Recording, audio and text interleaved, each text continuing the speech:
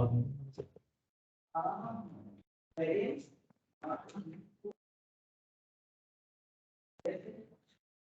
اللہ الرحمن الرحیم نحمده ونصلی ونسلم علی رسولہ الکریم۔ بدایت المجتہد میں حلال و حرام غذا کی بات چل رہی ہے، تو متفق علیہ حرام اور مختلف فی حرام۔ تو فرمایا حیوانات میں مختلف فی جو حرام ہے ان سے متعلق 4 مسائل ہیں، تو آج ان میں سے تیسرا مسئلہ کیا ہے دیکھیے۔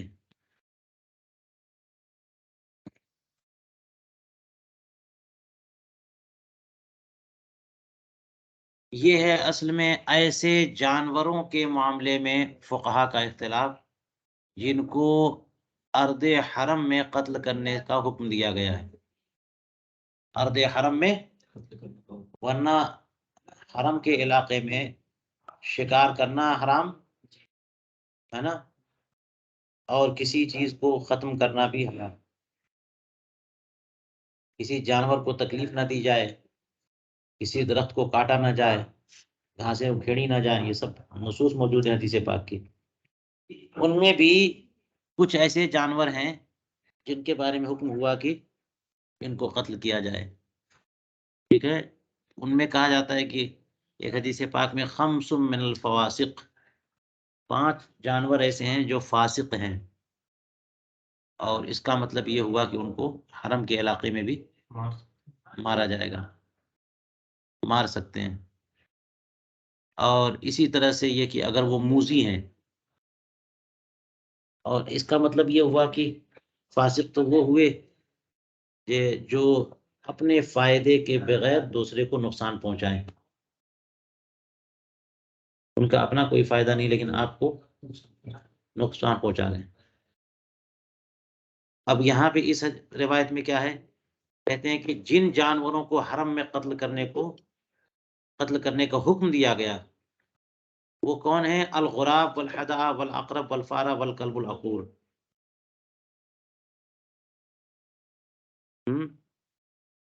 کوا، چیل اور عقرب، بچھو ہے، چوہا ہے، اور کلب عقور، کٹکھنا کتا۔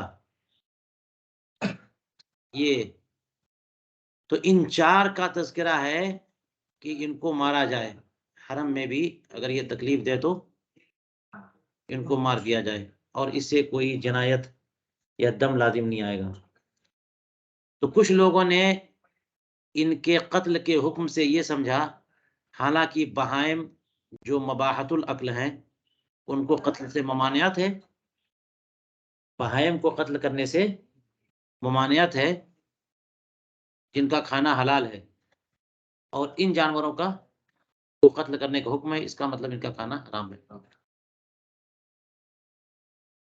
تو اس سے ان کو قتل کرنے کا جو حکم دیا گیا، اس سے کچھ لوگوں نے سمجھا کہ ان العلۃ فی ذلک هو کونها محرمۃ،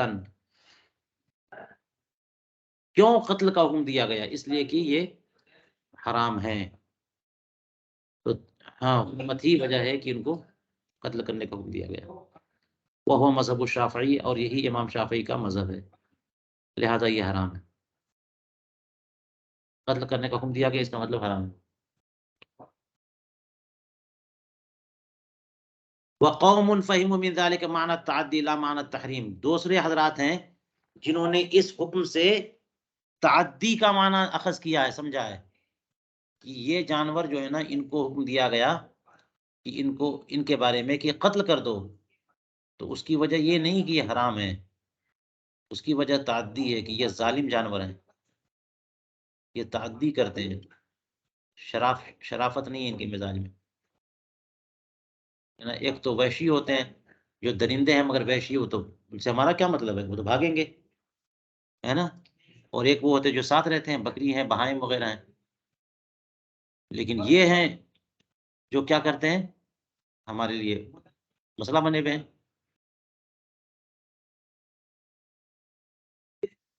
تو ان کو جو حکم دیا گیا ان کی تعدی کی وجہ سے، حرمت کی وجہ سے حکم دیا جائے کہ نہیں مارو، یہ بات اتنی مضبوط نہیں لگتی، جتنی بات یہ مضبوط لگتی ہے کہ یہ ظالم ہیں اس لیے ان کو مارو، کہ اگر آپ چھوڑ دو گے نا تو آپ کو اذیت نہیں دی، کسی اور بھائی کو اذیت دے دیں گے یہ، یا آپ ہی پر حملہ کر دیں گے، چھوڑو گے تو کچھ نہ کچھ مسئلہ پیدا کریں گے یہ. بات سمجھ میں آئی؟ تو یہ امام ابو حنیفہ وغیرہ نے یہ نکالا. اس کا مطلب یہ نہیں کہ امام صاحب یہ فرماتے کہ یہ حرام نہیں حلال ہو گئے. تو جو قتل کرنے کا حکم ہے اس کی وجہ کیا مستفاد ہو رہی ہے؟ تعدی، زیادتی کرتے ہیں یہ. لا معنی تحریم وہو مذہب و مالک و ابی حنیفہ و جمہور اصحابہما. تو یہ تیسرا معاملہ ہو گیا، تیسرا مسئلہ، ٹھیک ہے، کہ جن جانوروں کو حرم کے علاقے میں قتل کرنے کا حکم دیا گیا وہ حرام ہے یا حرام نہیں ہے. تو بعض لوگوں نے جنہوں نے یہ کہا کہ تحریم کی وجہ سے ہی حکم دیا گیا وہ اس وجہ سے کہیں گے، اور بعض لوگوں نے کہا کہ تحریم کی وجہ نہیں ہے. چلیے کہتے ہیں کہ وَأَمَّا الْجِنْسُ الرَّابِعُ، 4 مسائل تھے اس تعلق سے کہ جن میں محرم غذا جو ہے جانور جن کی حرمت میں اختلاف ہے، ان میں چوتھا وہ کون ہے؟ وَهُوَ الَّذِي تَسْتَخْبِثُهُ النُّفُوسُ كَالْحَشَرَاتِ وَالضَّفَادِعِ وَالسَّرْطَانَاتِ وَالسُّلْحَفَاتِ وَمَا فِي مَعْنَاهُمَا. یہ وہ جانور ہیں کہ نفوس ان سے گھن کرتے ہیں، مزاج طبع انسانی ان سے گھن کرتی ہے، انہیں خراب سمجھتی ہے. تو کھانا تو وہ کھائے نا جو مرغوب ہو، جو قابل نفری ہو، جس سے مزاج میں بدمزگی پیدا ہو جائے اور طبیعت جو ہے اس سے ابا کرے، ایسی چیز کوئی کھائے گا. تو یہ وہ ہیں جیسے حشرات میں سارے کے سارے آ جائیں گے، حشرات جو زمین پر رینگ کے چلتے ہیں، سارے حشرات اسی میں، سارے حشرات جو ہے نا خبائث میں. اور دفادع، میڈک، اسی طرح سے سرطانات، کیکڑے جو ہے نا یہ سب کے سب، والسلحفات، اور کچھوا جانتے ہو؟ ہاں. وما فی معناہما، اور ان کے معنی میں، یعنی اسی قبیل سے جتنے بھی ہیں سارے کے سارے آپ لے لو. تو کیڑے مکوڑے، سانپ، بچھو، یہ سب کدھر گئے؟ سب حشرات میں. اور ان کو دیکھ کر کے کیا طبیعت کرتی ہے کہ ان کا اچار بننا چاہیے یا سبزی وبزی سالن بننا چاہیے. یہ جتنے بھی کیکڑے یا پھر یہ کہ بچھو ہیں ان کا سالن بننا چاہیے، یا چھپکلیاں ہیں، ان سب کا نہیں. طبیعت جو ہے گھن کرتی ہے. فإن الشافعی حرمها وأباحها الغیر، امام شافعی نے انہیں حرام قرار دیا ہے اور دیگر لوگوں نے ان کو حلال قرار دیا ہے. نہیں معلوم کہ کس نے حلال قرار دیا. بتانا چاہیے تاکہ ہم بھی ان سے بچیں، پتہ نہیں دعوت میں وہی کھلا دیں تو وَمِنْهُمْ مَنْ كَرِهَهَا فقط، اور بعض فقہا وہ ہیں جنہوں نے ان کو مکروہ قرار دیا. اچھا یہ ریزن، وجہ آپ سمجھئے کہ یہاں پر جو قرآن پاک میں ہے نا کہ قُلْ لَا أَجِدُ فِي مَا أُوحِيَ إِلَيَّ مُحَرَّمٌ، جو حصر والا انداز ہے، تو اس سے لگا کہ اس کے علاوہ سب کے سب حلال ہے. ٹھیک ہے، لیکن جمہور علماء امت نے انہیں خبائث میں داخل کیا. رسول کریم علیہ الصلوۃ والسلام کی صفت میں بیان فرمایا قرآن پاک میں کہ اللہ تعالیٰ نے بھیجا تاکہ تمہارے لیے طیبات کو حلال کریں اور خبائث کو حرام کریں. اور خود قرآن پاک میں اللہ تعالیٰ نے بھی فرمایا وَيُحَرِّمُ عَلَيْهِمُ الْخَبَائِثَ. تو خبیث جانور جو ہے نا یہ ایک مستقل مسئلہ ہے کہ خبیث کون ہے. قرآن پاک نے کہہ تو دیا خبیث ہے، تو خبیث ہے کون؟ تو اب الگ الگ ڈیفینیشن دے دی لوگوں نے کہ خبیث فلاں ہے فلاں. اب ایک یہ چیز آ گئی کہ انسانی طبیعت جو ہے نا طبع سلیم اس سے گھن کرے، طبع سلیم اس سے گھن کرے.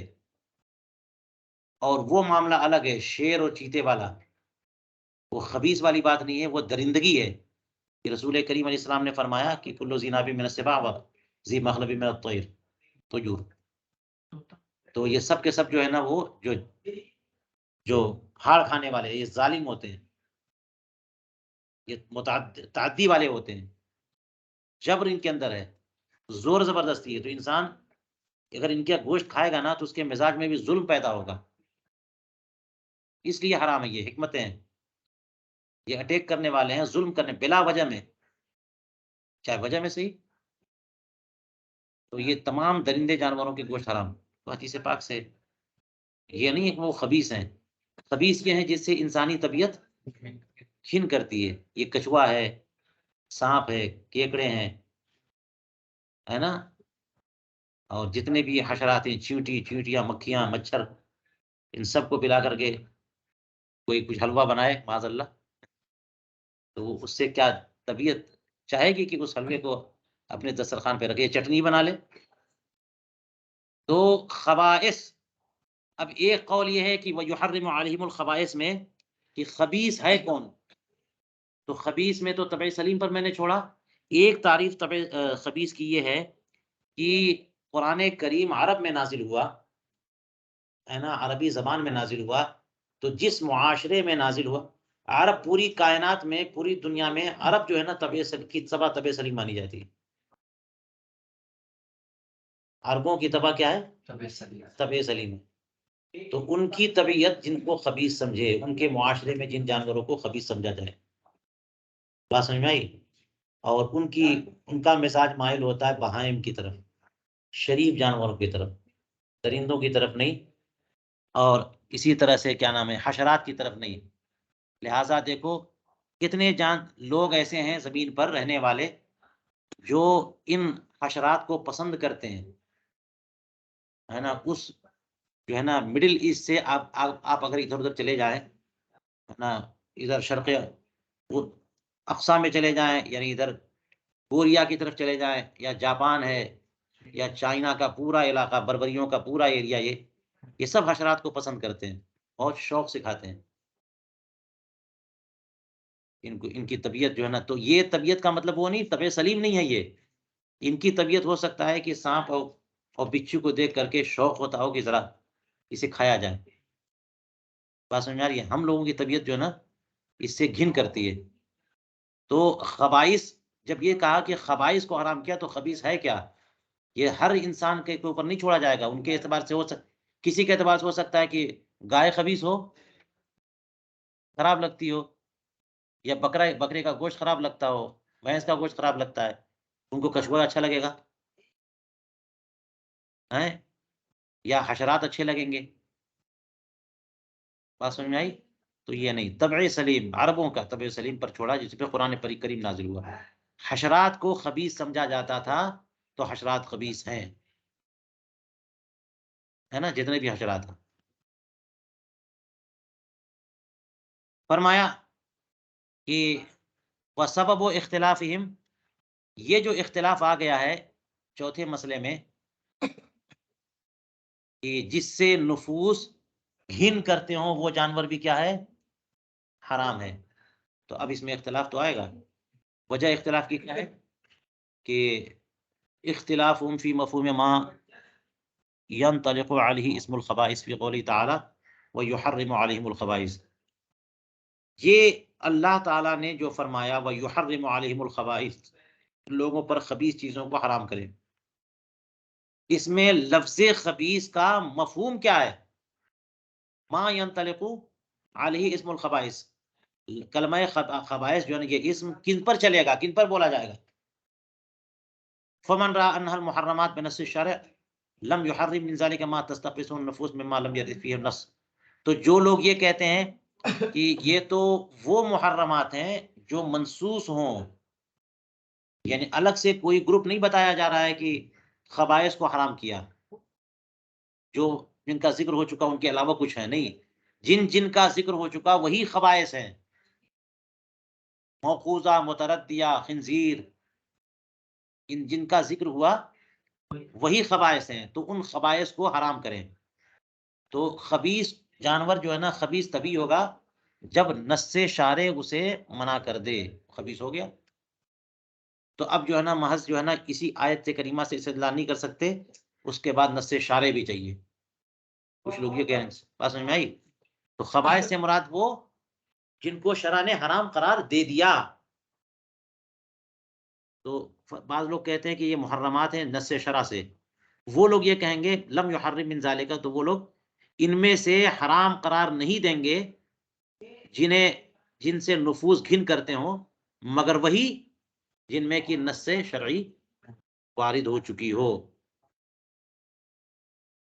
اور اگر وارد نہیں ہے تو وہ لوگ لم یحرم، وہ لوگ حرام نہیں قرار۔ یہ جملہ سمجھ میں آیا؟ لم یحرم من ذالک ما تستخبثه النفوس مما لم يرد فيه نص۔ اور دوسرا گروہ ومن رأى ان الخبائث هي ما تستخبثه النفوس، کہتے ہیں، اور ایک گروہ وہ ہے جو کہ خبائث کو، خبائث کا مفہوم یہ نکالتا ہے کہ لوگوں کی طبیعت اسے برا سمجھتی ہو، اسے خبیث قرار دے دی طبیعیت، تو وہ کہیں گے ہے محرمہ، جس سے بھی طبیعت گن کرتی ہے وہ حرام ہے۔ لیکن میں نے بتا دیا کہ اتنا عام بھی نہیں ہے جناب، ورنہ جناب انڈیا میں بھی کیا ہے کہ ادھر والے گائے کا گوشت نہیں کھاتے، ادھر والے بھینس کا نہیں کھاتے ہیں، ادھر والے اونٹ کا نہیں کھاتے ہیں۔ ہم لوگ دمبے کا گوشت آ جائے شاید نہ کھائیں، بھیڑ کا گوشت جو ہے دمبے کا، اور اسی طرح سے جو ہے نا وہ مختلف جانور ہوتے ہیں دمبوں میں بھی، اونٹ کا گوشت مل جائے، ہو سکتا ہے کھانے میں پریشانی ہو۔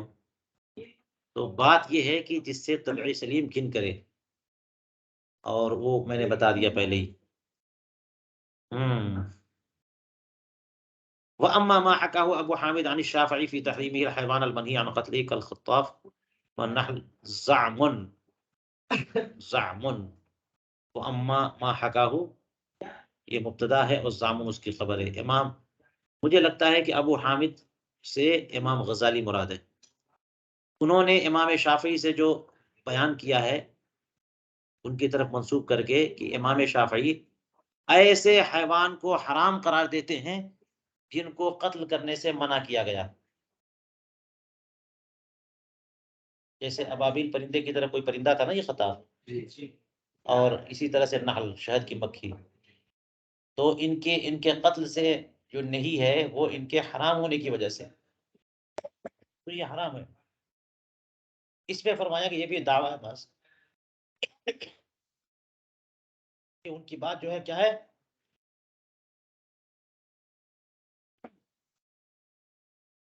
فرماتے ہیں فَإِنِّي لَسْتُ أَدْرِي أَيْنَ وَقَعَتِ الْآثَارُ الْوَارِدَةُ فِي ذَلِكَ۔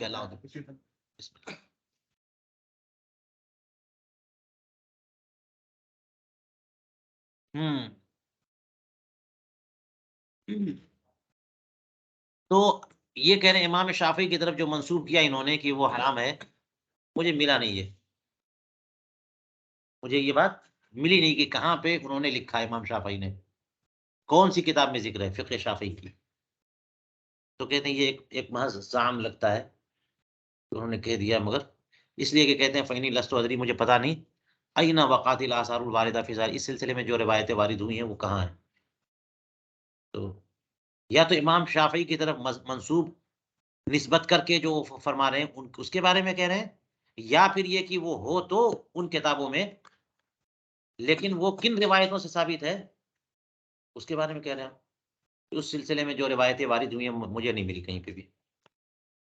ٹھیک ہے۔ وَلَعَلَّهَا فِي غَيْرِ الْكُتُبِ الْمَشْهُورَةِ عِنْدَنَا، ہو سکتا ہے کہ وہ روایتیں ایسی کتابوں میں ہوں جو ہمارے نزدیک مشہور کتابیں نہیں ہیں۔ چلیے یہ بات ہو گئی۔ اب تک جو بات تھی وہ بری جانوروں کے بارے میں تھی کہ جن کی حرمت پر اختلاف ہے، جن کی حرمت کے معاملے میں۔ اب آئیے کہتے ہیں وَأَمَّا الْحَيْوَانُ الْبَحْرِي،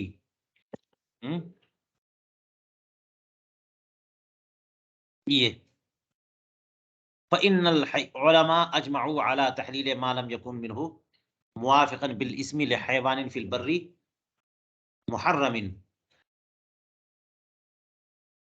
فقال مالك لا بأس بأكل جميع حيوان البحر إلا أنه كره خنزير الماء وقال أنتم تسمونه خنزيرا وبه قال ابن أبي ليلى والأوزاعي. چلیے دیکھ لیجئے کیا کہہ رہے ہیں. سمندری جو جانور ہیں ان کے معاملے میں کیا اختلاف ہے. علماء فرماتے یہ کہہ رہے ہیں کہ علماء نے اجماع کر لیا اس بات پر کہ سمندری جانوروں میں سے جو بھی ایسے جانور ہیں جو کسی خشکی جانور کے ہم نام ہیں،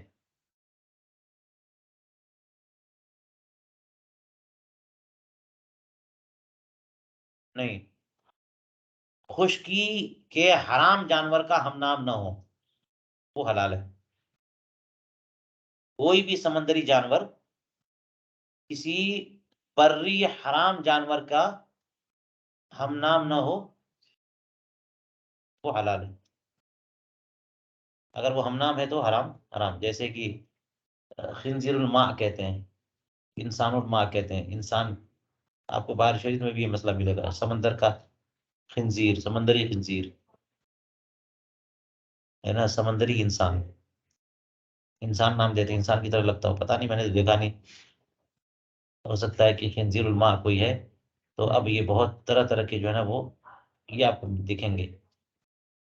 خنزیر الماء خنزیر کی طرح ہوتے ہیں، پانی میں رہتے ہیں، ان کو خنزیر الماء کہتے ہیں. تو جو بری حرام جانور ہے ان کا کھانا حرام ہے، وہ سمندر میں بھی پایا جائے اسی کا ہم نام تو وہ بھی حرام ہے. چونکہ یہاں حرام ہے تو وہاں بھی پانی میں بھی حرام ہے. لیکن اگر کسی حرام بری جانور کے ہم نام نہیں ہے تو حلال ہے. بات سمجھ میں آئی؟ تو چلیے یہ تو کہہ رہے ہیں. ہمارے یہاں دیکھیے اصل میں وَأُحِلَّ لَكُمْ صَيْدُ الْبَحْرِ وَطَعَامُهُ ہے نا قرآن پاک میں، أُحِلَّ لَكُمْ صَيْدُ الْبَحْرِ وَطَعَامُهُ، تو سمندری جانور کا کھانا حلال قرار دیا گیا. رسول کریم علیہ الصلوۃ والسلام نے حدیث پاک میں بھی ارشاد فرمایا هو الحل میتۃ هو الطہور ماؤہ الحل میتۃ، کہ سمندر کے مردار جو ہے نا حلال ہے. تو اس کے عموم سے ان لوگوں نے استدلال کیا کہ سارے کے سارے سمندری جانور حلال ہیں، ہے نا. تو امام شافعی جو ہے اور امام ابو حنیفہ کہتے ہیں کہ سمندر کے سارے جانور حرام ہیں سوائے مچھلی کے، ہے نا. اور وہ کہتے ہیں کہ سارے جانور حلال ہیں سوائے خنزیر الماء کے. جتنے بھی سمندر کے جانور ہیں وہ سب حلال ہو گئے. تو اسی لیے کیکڑا وغیرہ کو وہ حلال کہتے ہیں جتنے قسم کے. تو امام ابو حنیفہ فرماتے ہیں کہ سارے جانور حرام ہیں سوائے مچھلی کے. تو وہ جو آیت کریمہ ہے نا صید البحر وطعامہ اور الحل میتۃ جو فرمایا، تو اس طعام البحر سے مراد مچھلی ہے. طعام البحر سے مراد مچھلی ہے. اور باقی جھینگا اور یہ کیکڑے اور یہ سب طرح طرح کے یہ سب حشرات کے قبیل سے لگتے ہیں اور یہ سب اس میں جائیں گے. وَيُحَرِّمُ عَلَيْهِمُ الْخَبَائِثَ، ہے نا. تو جو بھی مچھلی ہے وہ حلال ہے اور جو مچھلی نہیں ہے حرام ہے. صرف مچھلی بس. طعام البحر سے مراد مچھلی. اب مچھلی ہزاروں لاکھوں قسم کی ہیں، بہت ورائٹی ان میں ہے، جنس اور نوع کا بھی فرق ہو سکتا ہے. تو مچھلی کی پھر تعریف کی جائے گی مچھلی ہے کیا. تو اب یہ فرمایا کہ وہ پانی کا جانور جو گل پھڑے سے سانس لے، کی ہڈی ہو اور گل پھڑے سے سانس لیتا ہو، اس کو کہتے. اب تو جتنے بھی ہیں سب ملا لو. یہ تعریف جس پہ صادق آ گئی وہ مچھلی ہے اور وہ حلال ہے. اور جس پہ تعریف یہ صادق نہیں آ رہی ہے، جھینگے کا معاملہ یہی ہے کہ من وجہ اس کی تعریف صادق آتی ہے اور من وجہ نہیں، کہ وہ دونوں طرف سے چلتا ہے. تو اس لیے اس کو حرام نہ کہا صحیح، لیکن مکروہ قرار دیا. تو اب یہاں پہ کہا کہ ان سمندری جانوروں میں کوئی بھی جانور کسی خشکی کے حرام جانور کا ہم نام نہ ہو وہ کیا ہے، حلال ہے. یہ بتایا نا، یہ بعض لوگوں نے کہا. اور جہاں پر یہ بتاتے نہیں ہیں کہ کون کہہ رہے ہیں تو تھوڑا مشکل ہو جاتی ہے ہمارے لیے. ٹھیک ہے، کہ کس کی طرف یہ منسوب کر رہے ہیں. لیکن چونکہ اختلاف فقہا بیان کرنا مقصد ہے یا ایک مسئلے میں چند مذاہب بیان کرنا مقصد ہے تو یہ اپنے مقصد کو لے کے چل رہے ہیں. فقال مالک، امام مالک فرماتے لا باس باکل جمیع حیوان البحر، تمام بحری جانوروں کے کھانے میں کوئی حرج نہیں، سب کے سب حلال ہے، الا انہ کرہ خنزیر الماء، خنزیر الماء کو انہوں نے کیا قرار دیا؟ وہ بھی حرام نہیں قرار دیا، مکروہ. اور وجہ وہی ہوگی کیا؟ پانی میں پانی کا معنی الحل میتۃ، یا پھر احل لکم صید البحر وطعامہ. اور یہ جو فرمایا کہ نہیں نہیں یہ اس طرح سے حلال نہیں ہے کہ کراہت بھی نہ ہو، تو فرمایا کہ انتم تسمونہ خنزیرا، تم لوگ اسے خنزیر کہتے ہو نا، پھر کیسے کھائیں؟ گن تو آتی ہے. اور اسی کا قول کیا حضرت ابن ابی لیلہ نے اور امام اوزاعی نے اور امام مجاہد ابن جبر نے اور جمہور علماء نے، الا ان منهم من یشترط فی غیر السمک التزکیہ. ہاں یہ ہے کہ مچھلی کے علاوہ میں تزکیہ کی شرط لگائی، ذبح کرنا پڑے گا. مچھلی کے علاوہ کوئی اور جانور ہو تو مچھلی کو ذبح کرنے کی ضرورت نہیں ہے. وقت تقدم ذلك، یہ تو گزر. وقال لیث ابن سعد اما انصار الماء وخنزیر الماء فلا یؤکلان علی شیء من الحالات، یہ پانی کا انسان اور پانی کا خنزیر یہ کسی حال میں نہیں کھایا جائے گا، یہ لیث ابن سعد مصری نے فرمایا. ٹھیک ہے. چلیے کہتے ہیں کہ یہ پانی کے جانور میں جس جو اختلاف ہوا اس کا سبب کیا ہے؟ وہ سبب کہتے ہیں حل یتناول لغتا او شرعا اسم الخنزیر والانسان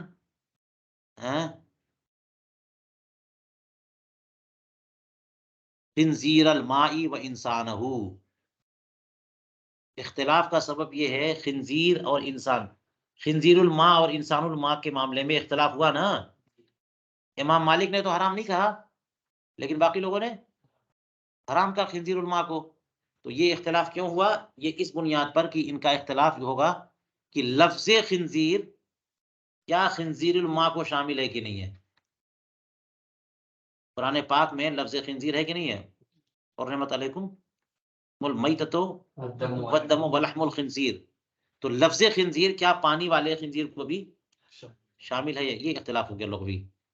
اسی طرح لفظ انسان، انسان کا گوشت بھی حرام ہے، تو لفظ انسان کیا خنزیر سمندر والے انسان کو بھی شامل ہے کہ نہیں ہے؟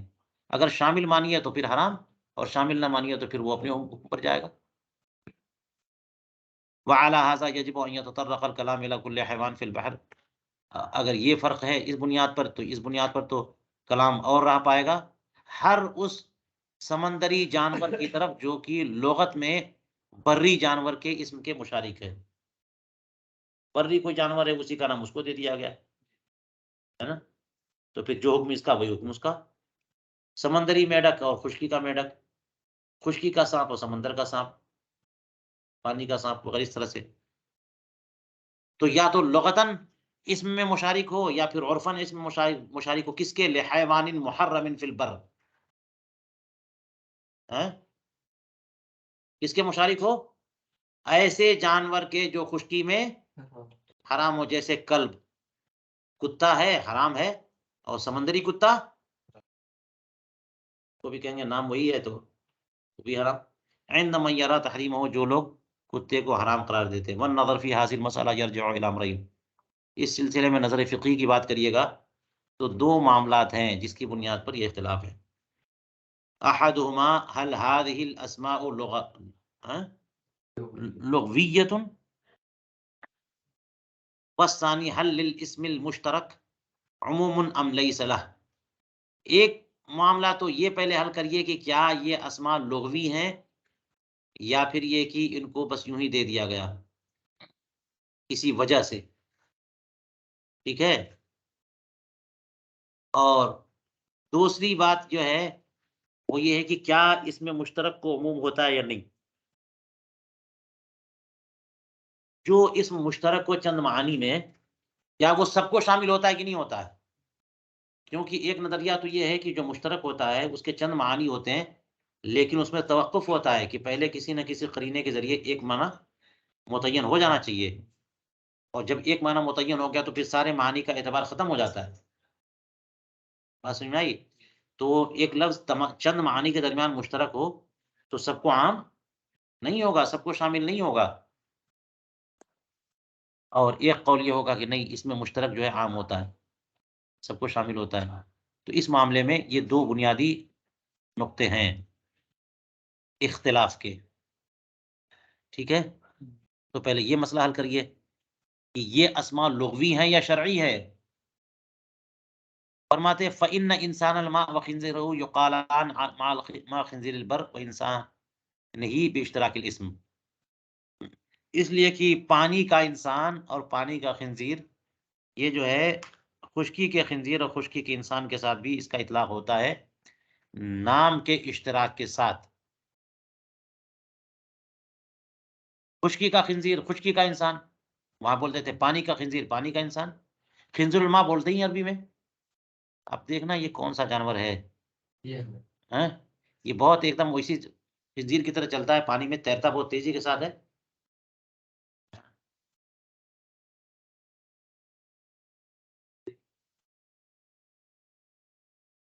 بہت تیزی کے ساتھ جاتا ہے.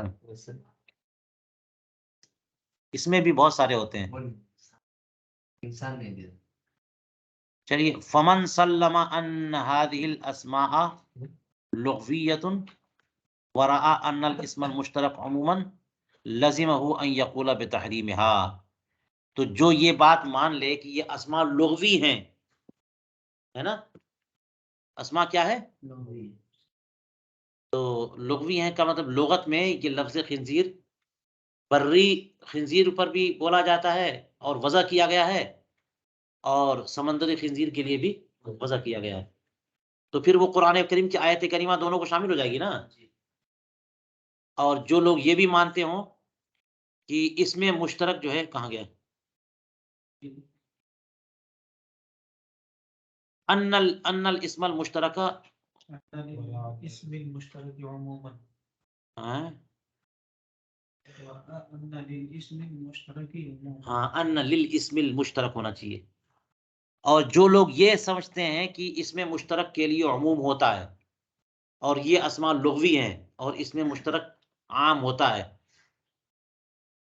وہ ان لوگوں کو لازم ہے کہ ان جانوروں کے بارے میں بھی حرمت کا قول کریں کہ لفظ خنزیر لغت میں جو ہے وہ دونوں کے لیے وضع کیا گیا ہے، اور قرآن پاک نے مطلقاً خنزیر کو حرام قرار دیا ہے، تو دونوں حرام ہوئے. اور خنزیر لفظ جو اگر مشترک ہے اور دونوں کے درمیان، اور لفظ مشترک لفظ جو ہے وہ عام ہوتا ہے، تو بھی کہنا پڑے گا آپ کو کہ دونوں حرام ہیں. نئے استدلال کی کوئی ضرورت نہیں پڑے گی آپ کو، قیاس وغیرہ کی ضرورت نہیں پڑے گی آپ کو. وَلِذَلِكَ توقف مالک فی ذالک، اسی لیے امام مالک نے اس سلسلے میں توقف کیا اور کہا انتم تسمونہ خنزیرا، تم لوگ اسے خنزیر کا نام دیتے ہو. چلیے، فَهَذِهِ حال الحیوان المحرم الاکل فی الشرع والحیوان المباح الاکل. تو یہ ان جانوروں کے حالات ہیں اور احکام ہیں جن کا کھانا حرام شرع میں ہے اور جن کا کھانا حلال ہے شرع میں. ان کا پورا بیان آ گیا. چلیے،